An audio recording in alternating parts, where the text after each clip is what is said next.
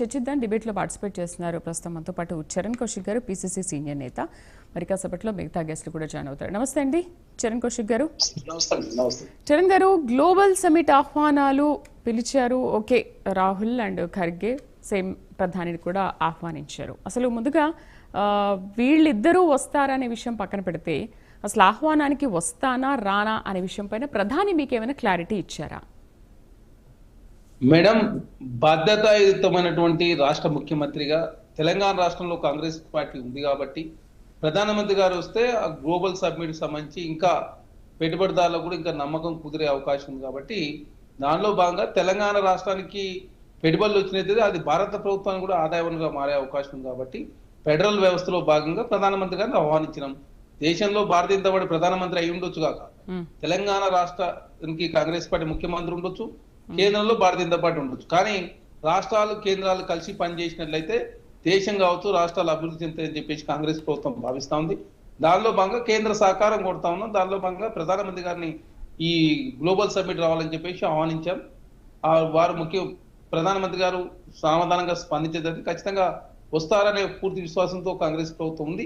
అదే కాకుండా కాంగ్రెస్ పార్టీ అధ్యక్షుడు, అదే కాకుండా పార్లమెంట్ లో లోక్సభ పక్ష నేత కాబట్టి రాహుల్ గాంధీ గారిని కూడా ఆహ్వానించడం జరిగింది. అదే కాకుండా కాంగ్రెస్ పార్టీ అధ్యక్షుడు మల్లికార్జున ఖర్గే గారు వారు కూడా రాజ్యసభలో ఫ్లోర్ లీడర్ గా ఉన్నారు కాబట్టి వారు కూడా బాధ్యతాయుతమైన పదవులు ఉన్నారు కాబట్టి వారిని కూడా ఆహ్వానించడం జరిగింది. ఖచ్చితంగా ఖర్గే గారు కావచ్చు, రాహుల్ గాంధీ గారు కావచ్చు, ప్రధానమంత్రి గారు కావచ్చు, ముగ్గురు వచ్చినట్లయితే ఇంకా ఏదైతే గ్లోబల్ సమ్మిట్ కి ఇంకా ప్రపంచవ్యాప్తంగా ఇంకా పేరు వచ్చే అవకాశం ఉంది కాబట్టి ఖచ్చితంగా వస్తారనే పూర్తి విశ్వాసంతో కాంగ్రెస్ పార్టీ ఉంది కాబట్టి అదే కాకుండా గ్లోబల్ సమ్మిట్ కు ఆహ్వానించడం జరిగింది. అంటే ఇప్పుడు రాహుల్ గాంధీ వస్తారు, ఖర్గే ఖచ్చితంగా వస్తారు, మరి అదే టైంలో ప్రధానిని కూడా మీరు పిలిచారు కదా, అసలు వీళ్ళిద్దరూ ఆయన వస్తారా లేదా అనేది ఒక చర్చ నడుస్తోంది కదా మేడం. ఇక్కడ అధికారం ఎవరైనా గుర్తుపెట్టుకోవాలా, రాజకీయాల్లో ఉన్నవారు ప్రతిపక్షమైన అధికార పక్షమైన ఈ దేశం కావచ్చు ఈ రాష్ట్రం అభివృద్ధి పదవులు ముందుకు పోవాలని చెప్పేసి కోరుకునే వాళ్ళే కాబట్టి అధికార పక్షం ప్రతిపక్షం అందరు కలిసి పనిచేసినట్లయితే ఖచ్చితంగా దేశాలు కావచ్చు రాష్ట్రాలు కావచ్చు డెవలప్మెంట్ అయ్యే అవకాశం ఉంటుంది. ఇప్పుడు ప్రధానమంత్రి గారు వచ్చి అక్కడ రాజకీయ ప్రసంగం చేశారు అనుకోండి, విదేశీ పెట్టుబడులు ఆకర్షించలేం కదా. అంటే రాజకీయ ప్రసంగాలు ఎక్కడ చేయాలో అక్కడ చేయాలి. రాష్ట్ర అభివృద్ధి కావచ్చు దేశ అభివృద్ధి విషయంలో అందరూ కలిసికట్టుగా పనిచేసినట్లయితే పెట్టుబడులు వచ్చే అవకాశం ఉంటుంది కాబట్టి దానిలో భాగంగా ప్రధానమంత్రి గారు ఆహ్వానించారు. ఖచ్చితంగా ప్రధానమంత్రి గారు వస్తారని చెప్పేసి పూర్తి విశ్వాసంతోనూ, అదే కాకుండా ఈ ఈవెంట్ కు ప్రపంచవ్యాప్తంగా గుర్తింపు లభిస్తా ఉంది. దానిలో భాగంగా ఎందుకంటే హైదరాబాద్ సైడ్ ప్రపంచంలో ఉన్నటువంటి చాలా దిగ్గజ కంపెనీలు కావచ్చు, ప్రపంచవ్యాప్తంగా ఉన్నటువంటి పారిశ్రామికవేత్తలు కావచ్చు, వాళ్ళంతా కూడా హైదరాబాద్ సైడ్ చూస్తా ఉన్నారు. హైదరాబాద్ విజన్ 2047 లక్ష్యంతో కాంగ్రెస్ ప్రభుత్వం ముందుకు పోతా ఉంది. $3 ట్రిలియన్ ఆర్థిక వ్యవస్థను చేరే లక్ష్యంతో ముందుకు పోతా ఉన్నారు. 2037 1 ట్రిలియన్, 2047 వరకు 3 ట్రిలియన్. అదే కాకుండా విద్యలో తెలంగాణ విజన్ ఏ విధంగా పోతా ఉంది, హెల్త్ లో కావచ్చు, విద్యుత్తులో కావచ్చు, అదే కాకుండా తెలంగాణ రాష్ట్రంలో పొల్యూషన్ విషయంలో కావచ్చు, అటవీ విస్తరణలో కావచ్చు, పర్యావరణం రకరకాల జోన్లుగా 4 సీట్లో కూడా తెలంగాణ రాష్ట్ర కాంగ్రెస్ ప్రభుత్వం ఒక విజన్ తో ముందుకు పోతూ హైదరాబాద్ ను అగ్రగామిగా నిలిచే ప్రయత్నంలో భాగంగా ముందుకు పోతా ఉన్నారు. ఖచ్చితంగా ప్రపంచ నగరాలతో హైదరాబాద్ పోటీ పడే విధంగా, పక్క రాష్ట్రాలు కాదు పక్క దేశాలతో పోటీ పడే విధంగా హైదరాబాద్ నగరమును ముందు తీసుకునే ప్రయత్నం, తెలంగాణను అగ్రగామిగా నిలిచే ప్రయత్నంలో భాగంగా ఒక విజన్ డాక్యుమెంట్ రాష్ట్ర ప్రభుత్వం ప్రకటించబోతా ఉంది.